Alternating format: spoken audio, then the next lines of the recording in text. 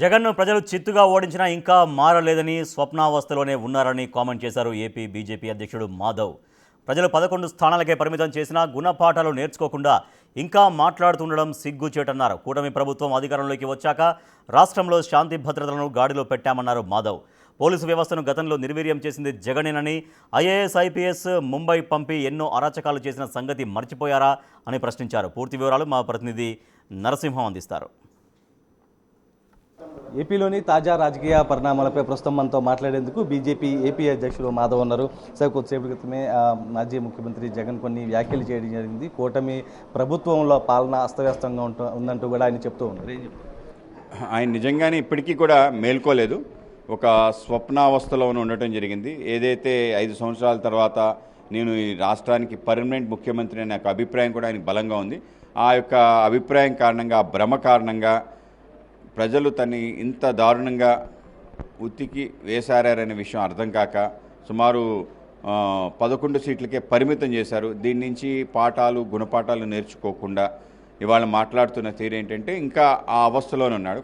ఒకసారి లేచి చుట్టుపక్కల ప్రపంచాన్ని చూసి ఏం జరుగుతుందో అనేది అర్థం చేసుకొని సక్రమంగా ఆ మార్గంలో వెళ్ళే ప్రయత్నం చేస్తే బాగుంటుంది. ఈ విధంగా కూటమి అంతా అరాచకం చేస్తుంది అనే అభిప్రాయం ఏదైతుందో అత్యంత దారుణమైన అంశం. అంటే ఏదైతే తను చేశాడో, ఏదైతే పోలీస్ వ్యవస్థను పూర్తిగా నిర్వీర్యం చేసి తన సొంత కార్యక్రమాలకి అనేక రకాల కుట్రలకి ఆలవాలం చేసి ఏ విధంగా అయితే మనం చూసామో, ఇక్కడి నుంచి ఐఏఎస్ని కమిషనర్ని బొంబాయిలు పంపించి ఒక నాటకం ఆడించి ఏ విధంగా అరాచకం చేశారో, ప్రజాప్రతినిధులు ఏ విధంగా దాడులు చేశారో, అత్యంత దారుణమైన క్రియలు చేశారు. అవన్నీ కూడా ఆయనకి ఇంకా మిగిలిపోయాయి. నిజంగానే ఆ భ్రమలో ఉన్నాడు. ఇప్పటికీ ప్రభుత్వం అదే చేస్తుంది అనుకున్నారు.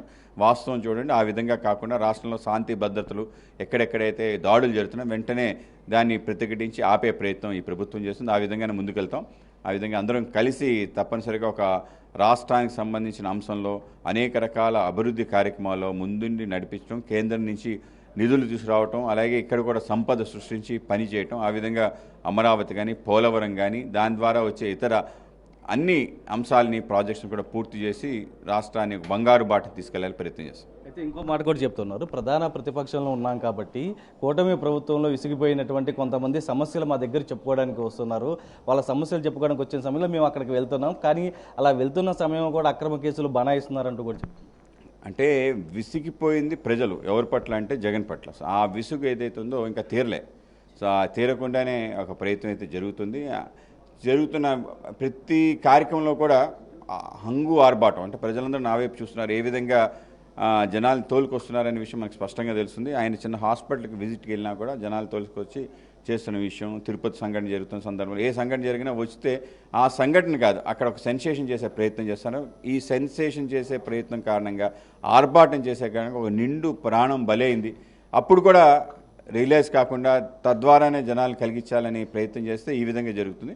కనుక దీన్ని ఆయన యొక్క మైండ్ సెట్ని మారాలని చెప్పి కోరుకుంటున్నాను. ముఖ్యమంత్రి చంద్రబాబు 2 రోజుల పాటు ఢిల్లీలో పర్యటిస్తున్నారు. అనేక కేంద్ర మంత్రులు కూడా కలుస్తూ ఉన్నారు.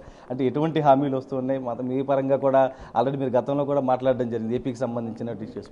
తప్పనిసరిగా చంద్రబాబు నాయుడు వెరీ ప్రొయాక్టివ్గా కేంద్రం సంబంధించి అనేక అంశాలని ప్రజల్లో తీసుకెళ్లే ప్రయత్నం చేశారు. ఆ విధంగా తీసుకెళ్ళటం ప్లస్ కలిసి మన ప్రయాణంలో మన రాష్ట్రానికి లాభం ఏ విధంగా చేకూరాలనే దాంట్లో మనకు అనేక ఎగ్జాంపుల్స్ కూడా సెట్ చేయడం జరిగింది. కేంద్రం సంబంధించిన మన యోగాంధ్ర కార్యక్రమం అద్భుతంగా చేయడం జరిగింది. ఒక ఎగ్జాంపుల్ సెట్ చేశారు. మిగతా రాష్ట్రాలని కూడా ఎగ్జాంపుల్ ఫాలో అవ్వాలని చెప్పి ప్రధానమంత్రి చెప్పడం, ఆ విధంగా దానికి ప్రయత్నం చేయాలని వాళ్ళని వచ్చి ఇది స్టడీ చేయమని చెప్పడం, ఇవన్నీ కూడా మన రాష్ట్రానికి జరిగిన గొప్ప లాభంగా నేను భావిస్తున్నాను. దానికోసమే ఇంకా ఎన్హాన్స్ చేయడం కోసమే ముఖ్యమంత్రి గారు పర్యటన చేస్తున్నారు. ఆ విధంగానే మేము కలిసి ఒక డబుల్ ఇంజన్ సర్కార్ ఆంధ్రప్రదేశ్ తీసుకున్నాం. ఇది ఏదైతే మాజీ ముఖ్యమంత్రి జగన్ చేసిన వ్యాఖ్యలపై కూడా తీవ్ర అభ్యంతరం వ్యక్తం చేస్తున్నారు. ఏదైతే ఆయన వ్యాఖ్యలను కూడా ఖండిస్తున్నటువంటి పరిస్థితి అయితే కనిపిస్తుంది. చంద్రబాబు ఢిల్లీ పర్యటనలో కూడా కేంద్ర మంత్రులను కలుస్తున్న నేపథ్యంలో ఒక డబుల్ ఇంజన్ సర్కార్ ఏపీ డెవలప్మెంట్కి సంబంధించి కూడా ఉంటుందంటూ కూడా బీజేపీ ఏపీ అధ్యక్షుడు మాధవ్ అయితే చెప్తున్నారు. వీరప్రసాద్ శివాతో నరసింహ.